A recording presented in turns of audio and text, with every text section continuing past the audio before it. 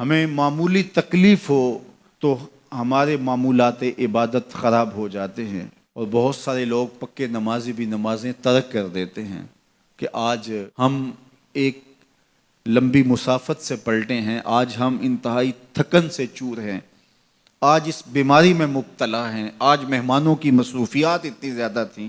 یہ وہ چیزیں ہیں، آج عید کے دن ہیں اور کاروباری مشکلات اتنی ہیں، کاروباری جو ہے وہ رش اتنا ہے کہ بس نماز کی فرصت نہیں مل پا رہی۔ ہمارے تو معمولی ماجرے ہیں، اللہ سے ہمارا ربط کمزور ہو جاتا ہے جب لوگ تھوڑا سا ہماری جانب جھکیں، یہ تھوڑا سا بدن تھک جائے، آپ کا کوئی عزیز انتقال کر جائے کسی گوٹھ میں، کسی دیہات میں، تو آپ اس کے جنازے پہ چلے جائیں۔ انتظام و انصرام ایسے مواقع پہ اتنے نہیں ہوتے، تو 2 گھنٹے گرمی میں بیٹھنا پڑ گیا، پھر اس کے بعد آپ جنازے میں گئے۔ بہت سارے لوگ جنازے سے واپس آ جاتے ہیں، آگے ہمت نہیں ہوتی، چلو ہمت کر کے قبرستان میں چلے گئے، تدفین میں شامل ہوئے۔ تدفین کرنے کے بعد جب واپس پلٹے تو سارے تھکے ہوئے ہوتے ہیں، اور پھر وہاں سے واپس گھر آئے تو آج کہتے ہیں بس آج برا حال ہے میرا۔ کیا ہوا؟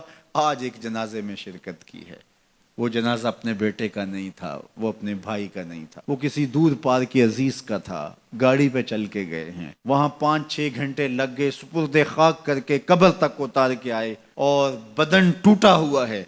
یار ایک جنازہ سپرد خاک کر کے آئے ہو، تمہارا بدن ٹوٹا ہے، مجھے بتاؤ جو میدان سے 71 لاشیں کندھوں پہ اکیلا اٹھا کے لایا ہے، اس حسین ابن علی کا عالم کیا ہوگا؟ ایک تو یہ تھکن، بدن چور چور ہے اس تھکن سے، اور پھر لشکر اشقیاء کے سامنے جس پامردی سے لڑے، اور پھر آپ کے بدن کو تیروں سے، تلواروں سے اور نیزوں سے زخمی کیا گیا، بہت سارے نیزے بدن میں ٹوٹ گئے تھے، جس میں تیر پیوست تھے۔ اس حالت میں گھوڑے کی زین سے فرش زمین پر آتے ہیں۔ حسین ابن علی کی استقامت دیکھیے، رب سے ربط اور تعلق کا ماجرا دیکھیے۔ وقت نماز کا ہوا تو حسین نے سجدہ قضا نہیں ہونے دیا۔ حسین ابن علی ہمیں بتاتے ہیں کہ اللہ کے ساتھ ہمارا ربط کسی صورت کے اندر بھی کمزور نہیں ہونا چاہیے۔ کربلا سے ہمیں یہ سیکھنا چاہیے کہ ہمارا اللہ کے ساتھ تعلق کبھی بھی کمزور نہ ہو۔ جو تکلیفیں، اذیتیں، مصائب بڑھ جائیں تو آپ کے سجدے بھی بڑھ جائیں، آپ صلاۃ الحاجت بھی پڑھیں، نفلی عبادات میں بھی اس کے حضور سجدہ ریز ہو۔ تمہیں خوشیاں زیادہ ملیں تو سجدہ شکر کرے اس کے حضور، خوشیاں زیادہ ملیں تو پھر بھی سجدے بڑھ جائیں، غم زیادہ ہوں تو پھر بھی سجدے بڑھ جائیں۔ معمول کی زندگی میں بھی رب سے تعلق کمزور نہیں ہونا چاہیے۔ یہ کربلا کا سبق ہے جو ہمیں سیکھنے کو ملتا ہے۔